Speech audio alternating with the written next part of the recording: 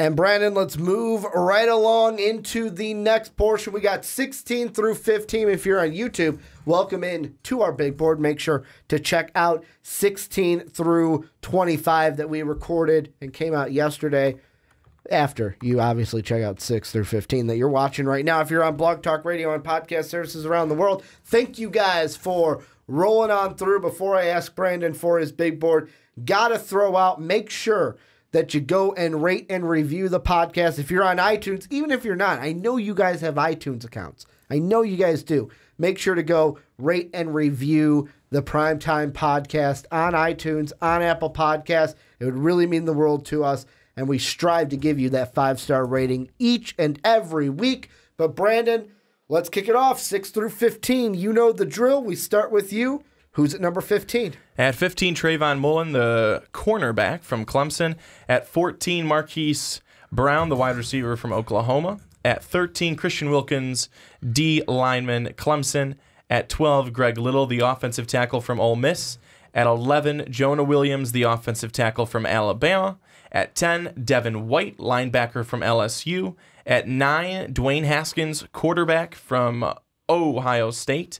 At 8, Grady Williams, the cornerback from LSU.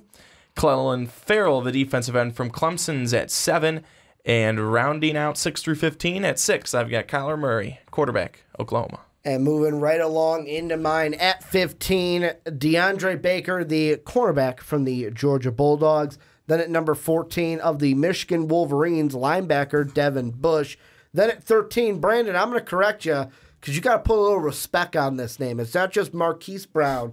It's Marquise Hollywood Brown, the wide receiver from the Oklahoma Sooners. We got to get him like glasses and just have like the cameras for Hollywood Brown. Then at number 12, Kristen Wilkins, the defensive tackle from the Clemson Tigers. Then his teammate, Clellan Ferrell, the defensive end from the Clemson Tigers. Then it is finally there, Brandon. Kyler Murray officially going to be an NFL quarterback in the NFL, not just declaring for the draft, saying, hey, I'm going to be at the combine, and then, hey, I am going to be a quarterback. Bye-bye baseball. Hello, NFL. Then Greedy Williams, cornerback from LSU.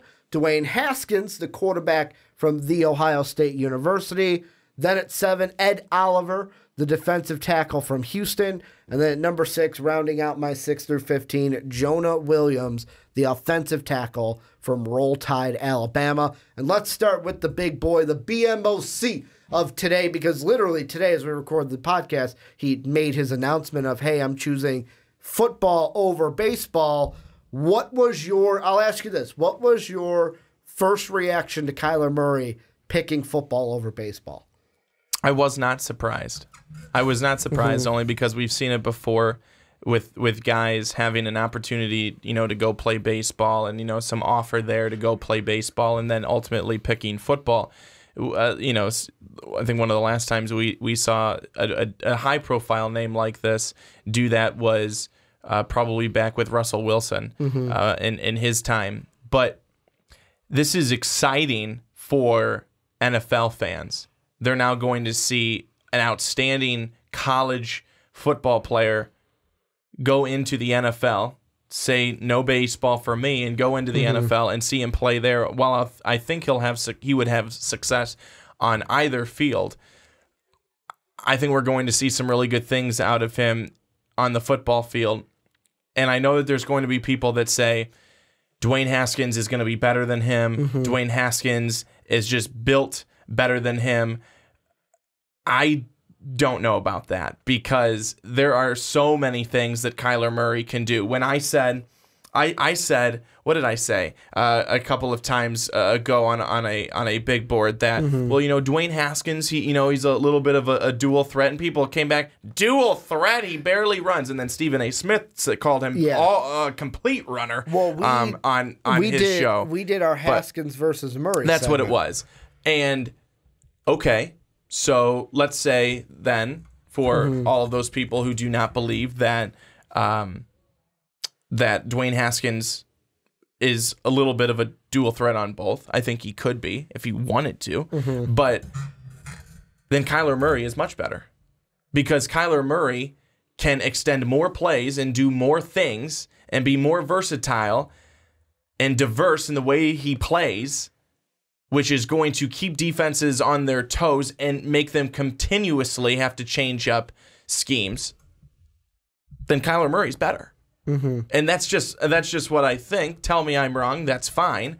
We'll find out, and we always do, and it's fun to bicker back and forth until we actually do find out. But we have seen Russell Wilson do this, and we have seen Russell Wilson be extremely successful in the NFL, extremely successful with the Seattle Seahawks.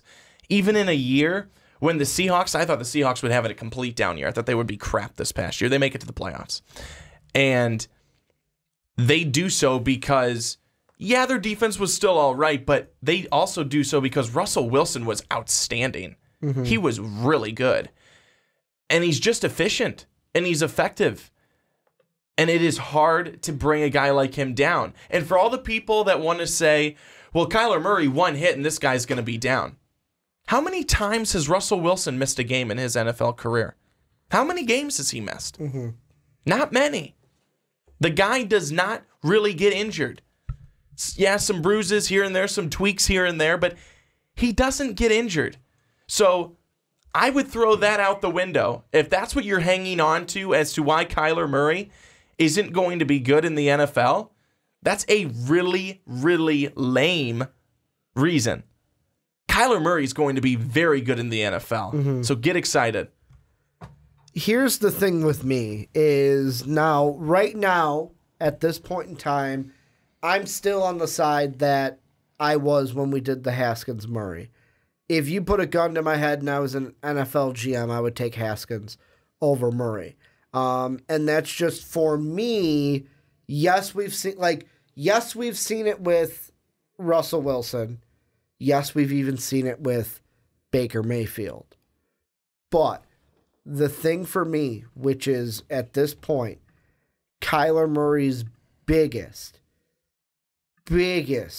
red flag for me. It's not even a red flag. It's just what he's weakest with in my mind is I'm going to say poise.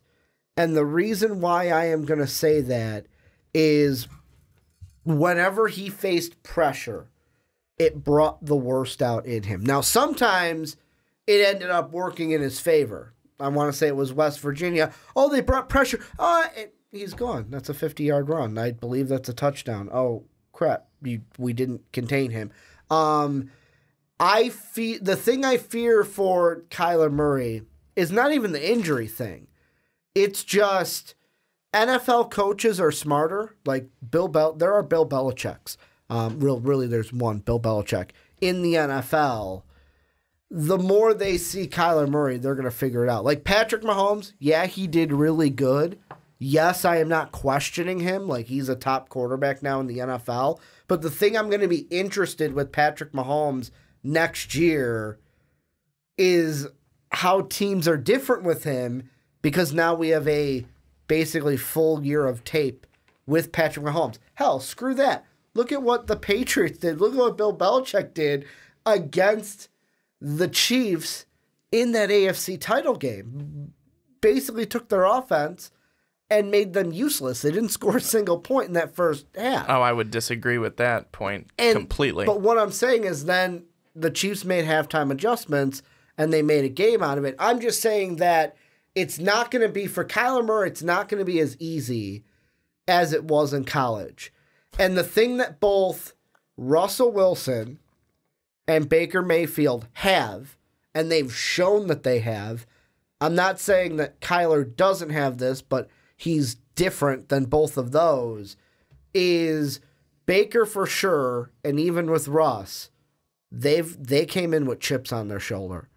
Especially Baker Mayfield. Like Baker Mayfield, whether it was him manufacturing it all himself in here for motivation, which more power to you, go ahead and do what you have to do. It's kind of like the athletes that are like, it was kind of like what Reggie Miller would be like back in the day, where he would just have Mark Jackson sitting there reading the bad, like what the New York papers were saying.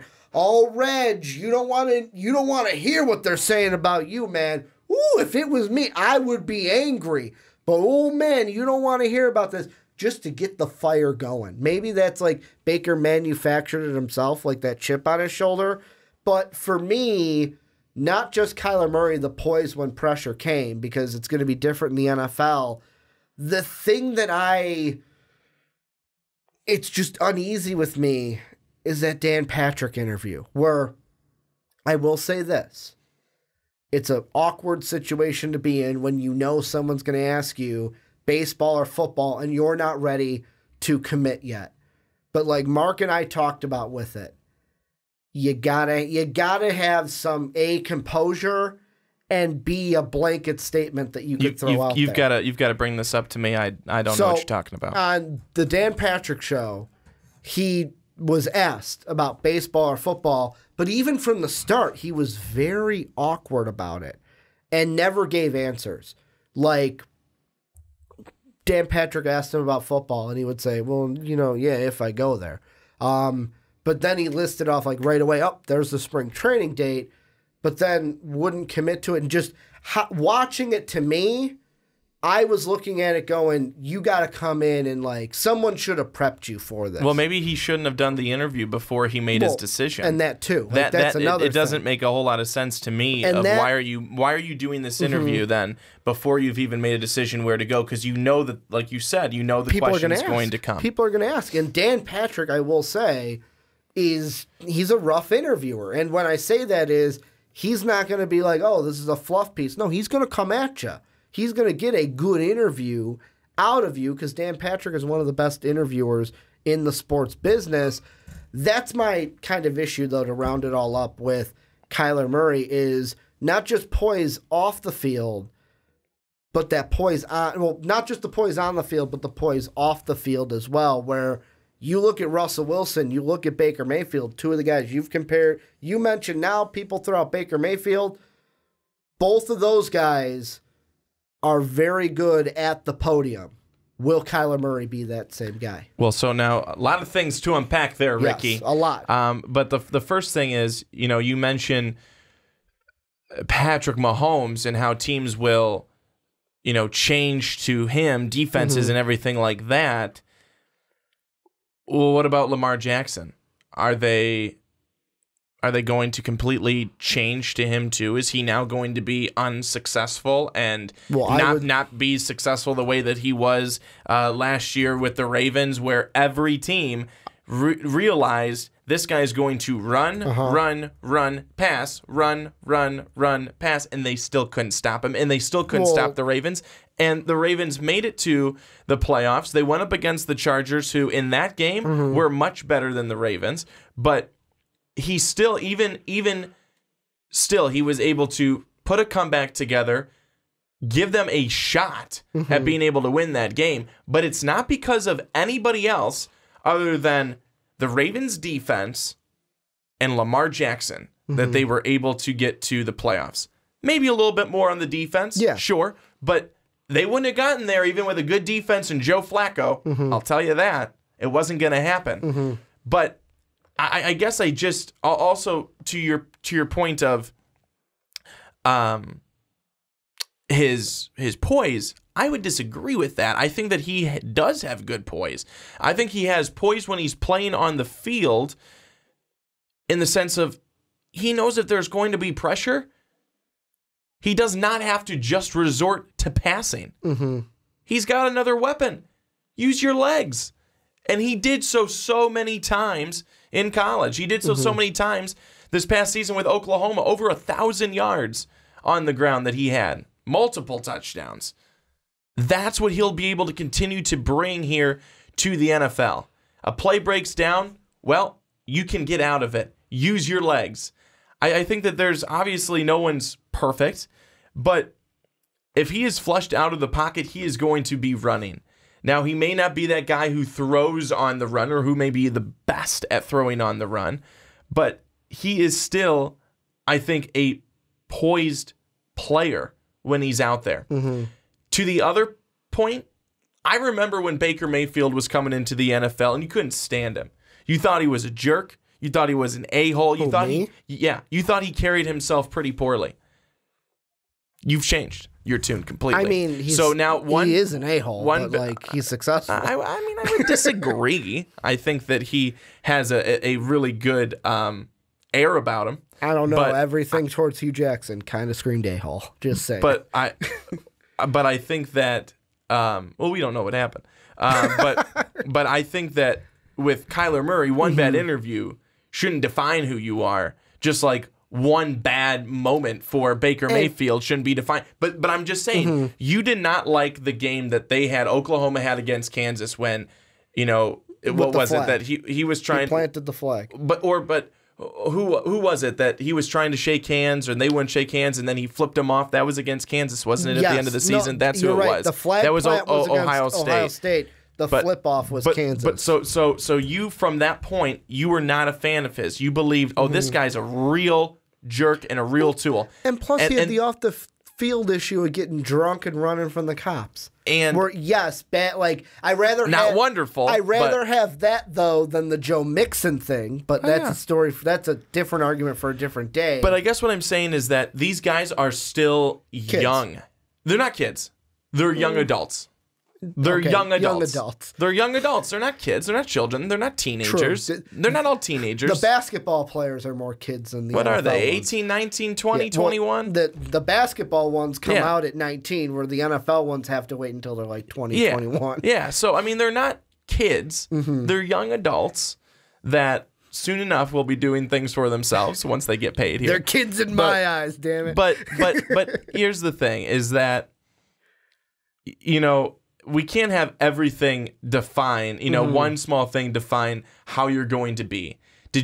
Was it handled poorly? Again, I didn't see it. I didn't even know about it. But yeah, it doesn't sound like it was really even good to have been scheduled before he came out with what he was going to do. And here's the thing that I'm going to go more onto it, because Lamar Jackson is a perfect comp to the poise thing that I'm saying is, if you looked at college at Kyler Murray, whenever there was pressure, boom, he's running. Like, Kyler's gone. Kyler's going.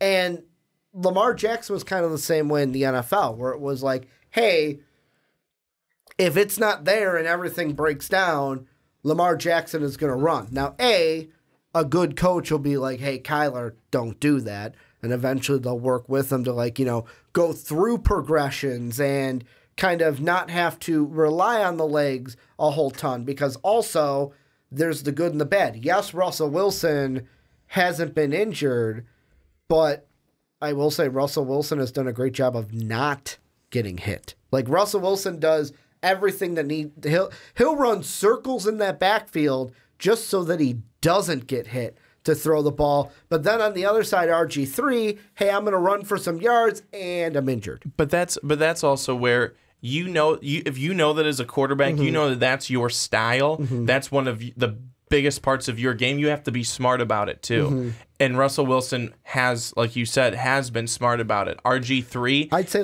Mitch Trubisky. It was unfortunate, but he was willing to give up his body and take huge hits like he was a running back, and he couldn't do that. His body could not sustain those types of hits. I mean, even this year, this past year, you look at a guy like Deshaun Watson. Deshaun Watson, he didn't miss any games for it, but he got knocked around a ton. The Texans had an awful offensive line. He got hit so many times. He didn't miss any games for it, but he got hit a lot. They cannot take those types of hits, especially guys who like to run. And like you mentioned, Russell Wilson's been smart about it. Kyler Murray will have to be the same. Now, to move on, because I don't want this whole thing to be about the quarterbacks, let's move on to weapons. And one of them was a weapon for Kyler Murray in that Oklahoma offense. I want to ask you your opinion between Marquise Brown and DK Metcalf, because coming in, you had Metcalf in your big board, and then you changed it. You're like, I'm pushing him out. I'm bringing Hollywood Brown into the fold. In my mind, correct decision. Hollywood Brown should be your number one wide receiver. To talk to me what you think between Hollywood Brown and Metcalf and what was kind of going through your mind with that. Well, I looked at it as more of a volume type of thing. Mm-hmm. Whereas, and I know, again, too, with this past season, DK Metcalf had an injury, had a neck injury, and missed a good chunk of the season. But you look at his time, 2016 Ole Miss, two catches. I mean, that, doesn't really count much. But 2017, 39 catches. And then in 2018, 26 catches. While he's a really good athlete, I think that when you look at, I'll say Hollywood Brown for your benefit, 57 catches in 2017 with Oklahoma, and then he flipped that number to 75 catches in 2018 with Oklahoma. Mm-hmm. Over 1,000 yards each season, got better in season 2 in terms of yards, in terms of touchdowns, in terms of production. And that is why I put in Hollywood Brown, is because of that fact. And it looks a little bit more stable than the production that was coming out of a guy in DK Metcalf at Ole Miss. Even, who did I have in there before? Even A.J. Brown, who I do have in there at 24, had better production than DK Metcalf. Mm-hmm. That's another area where I look at and say, okay, maybe Metcalf is good athlete, but maybe he's just not meant for that top 25 for the big board this time. Well, and for me, that's why, in my opinion, that's why I have him within like the 16 to 25, because he's there. Like, the potential is there for DK Metcalf. Plus, you look at the physical for this guy, 6'3", 225. He's a rare physical specimen and has rare physical skills for the wide receiver position that you're like, you look at it and you go, I don't know, can I work with him? Can I mold him into what I want? And the biggest thing, besides the injury is the big one. Neck injury is huge. But his whole point of where he catches it, like the catch point, he's inconsistent with it to where it doesn't feel like it's just a secondhand motion. It kind of feels like you're still thinking about it, where in my mind, both of these guys, the most important thing I am going to be watching for at the Combine in, I believe it's 2 weeks is the Combine. I hope they both run, if they're at the Combine, because yet again, haven't looked at an official list to see if either of these guys are. If they're both at the Combine, I hope they're both running the 40, because that is going to be the most important thing. Because, like, you look at DJ Metcalf, the best thing that he does is his release off the line. His release off the line and running route. Well, if you have an amazing 40, that's just going to skyrocket you up the draft boards, and especially the wide receiver ones. And then with Hollywood Brown, yes, the red flag is his size. He's a little bit smaller for a wide receiver at 5'10", 168. He's the same height as Kyler Murray at the wide receiver position. So people are, size and durability kind of go hand in hand there.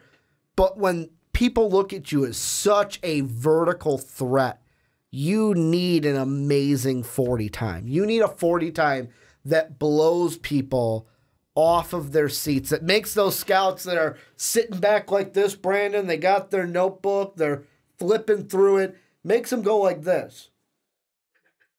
Who just ran that 40? Oh, that's Marquise? I'll put a little star next to him.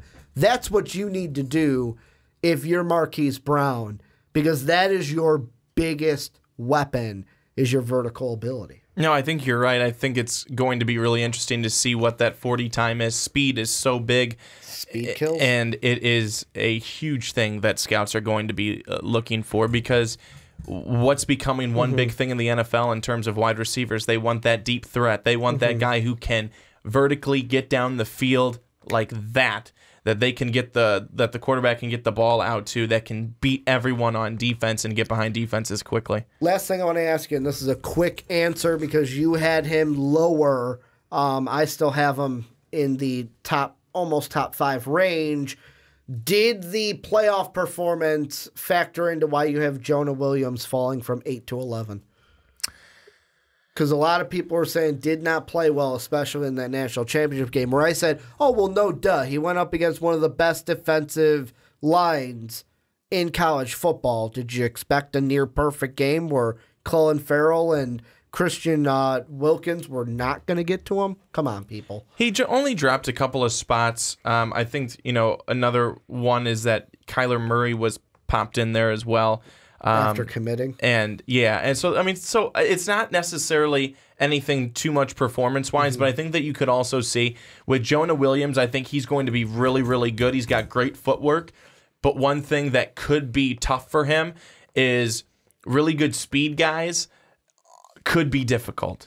He can struggle at times against guys who have really good speed right off their brakes and right out of their brakes. So that is one thing that you look at. And when you look at those guys from Clemson, you said it right there. It's really tough when you're going against some of those better guys, some of the best guys in terms of defense in college. Yep. And for me, I just kept him the same because he to me is the number 1 offensive tackle.